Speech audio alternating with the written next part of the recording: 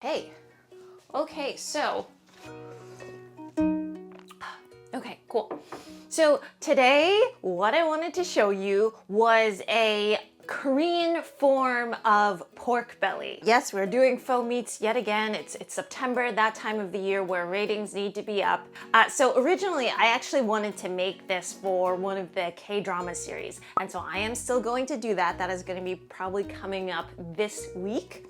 But I was looking around for kind of like pork belly recipes and what people have been doing. And I actually found one that used TVP, but TVP sheets. Hold on, let me just... In the Asian grocery stores, there are these things. So they are basically TVP, although I think that they put in a little bit of wheat gluten in there. So TVP, textured vegetable protein. Usually they derive it from soy, and then you'll see it in like little crumbles. Usually people make, meat crumbles from them. This one is in the form of sheets. Sorry, that's so bright. And you can actually see that in the center, it is quite textured. And what you do is you rehydrate it, and it has like a nice chewy kind of meaty texture to it. Now, I know, what if I don't have that available? This recipe is useless to me. No, I have a plan for you. Is if you remember when we did the air fried tofu and how we froze the tofu and we squeezed out some of the water, that is the technique that you're going to be using if you don't have these TVP sheets. So just cut your tofu into, I'd say about like 1/4 inch thick slices, stick them in the freezer, and then squeeze out that liquid, and you're going to get something that is, albeit a bit softer, you're going to get something that's very similar, and then we can continue with the recipe that way. So I thought that this was a really creative way to do it. In between each of the TVP is the fat layer. So that is accomplished through starch. I know, you guys are like, why are you telling me all this? Let's just get to the recipe already. I played around with the flavorings a little bit, just because with this Korean style pork belly, usually the Koreans will, they'll have some garlic, maybe they'll have some ginger, maybe they'll throw in like a pear or something just to flavor it. So that is something that you can flavor the TVP strips with. I found that that's kind of the best way of doing it, and then kind of leaving the fat layer maybe just a little bit more neutral, and you can also flavor that as well. After making this recipe, I found that the fat layers can actually be quite hard, especially in the lower layers, because that's when it's been subject to the most heat. That makes it really nice to cut. That makes it really nice to fry up afterwards because it's quite solid. But then as you get to the top layers, because the top layers kind of have less time to cook, and then at the same time, more, because you have to cook the top layers a bit more to get it to solidify, because I just think the more that it is, the more time that it takes.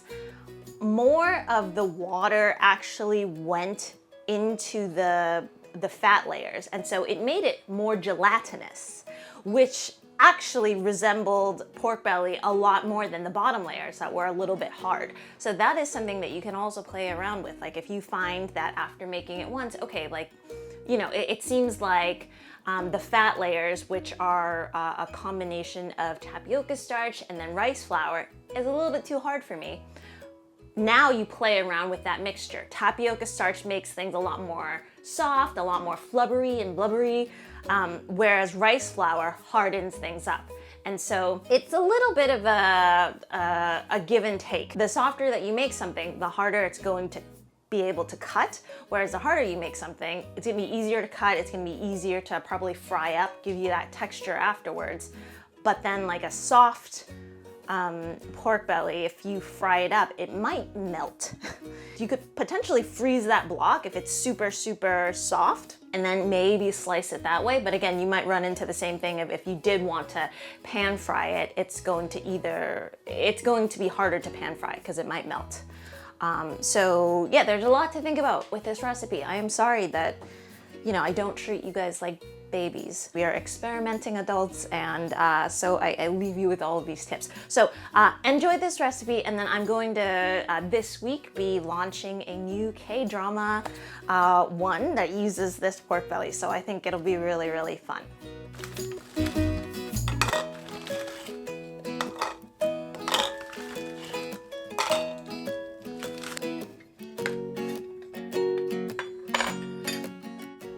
So this is where you can get quite creative with the flavors. With the Korean one, like I mentioned before, there's a ton of different options there. I decided to show this one as being a little bit more general, so I just used a vegan stock powder. And then afterwards, I'm going to add in a little bit of soy sauce just for that color and then for kind of a little bit more of that Asian taste.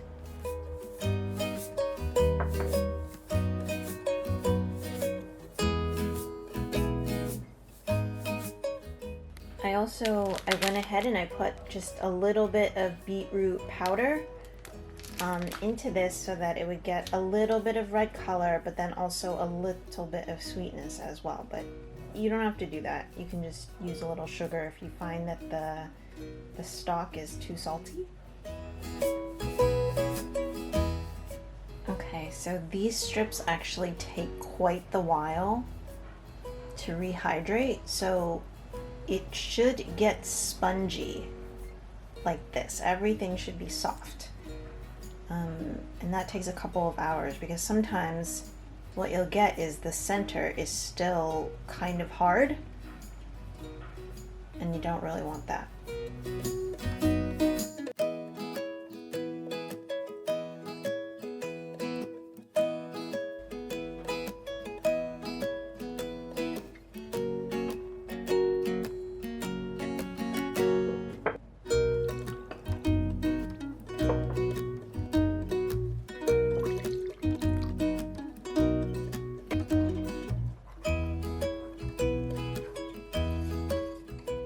So with this fat layer, I decided to keep it quite neutral, like I had mentioned. So I still used a little bit of that stock, but it was quite watered down tapioca starch, rice flour, and then a little bit of soy milk or a plant-based milk. I found that some people did use coconut milk, but I just thought coconut milk was way too flavored. And you don't really need all of that fat, so...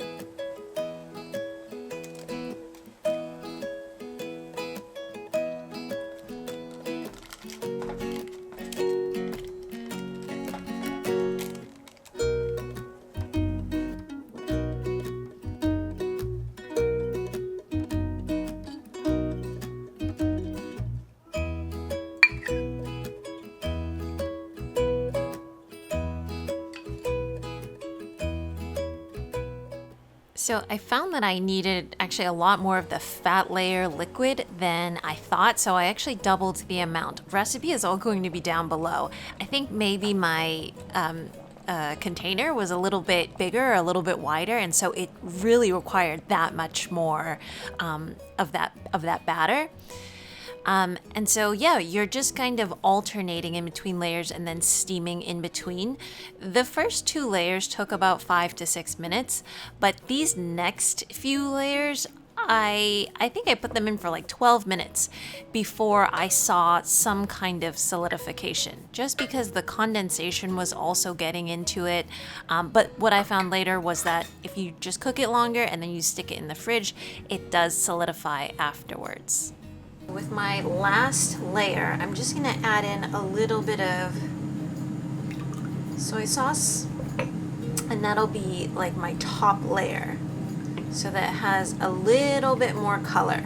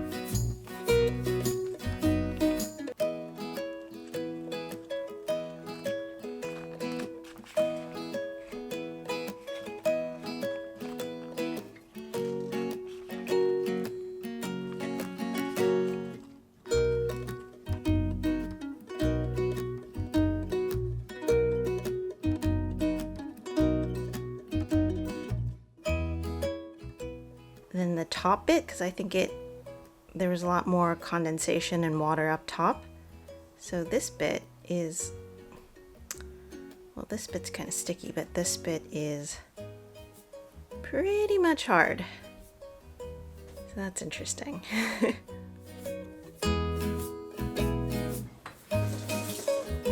I'm gonna use a serrated knife because it's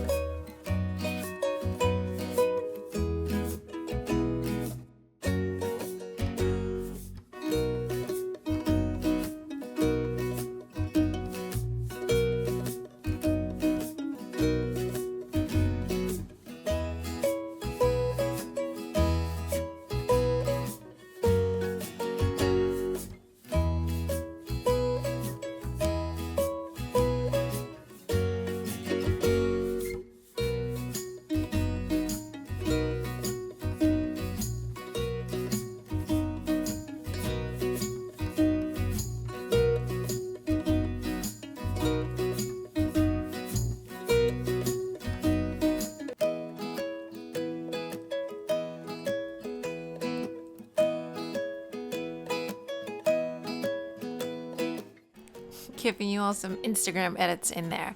So you can definitely see what I mean when it comes to texture. I think once you fry that up, that's going to be amazing. But if you want to use it in the style that we are going to be doing for the K-drama series, that one's actually not fried. So you might want to err towards it being a little bit on the softer side. So a lot to experiment, a lot to explore, and I hope you all enjoyed.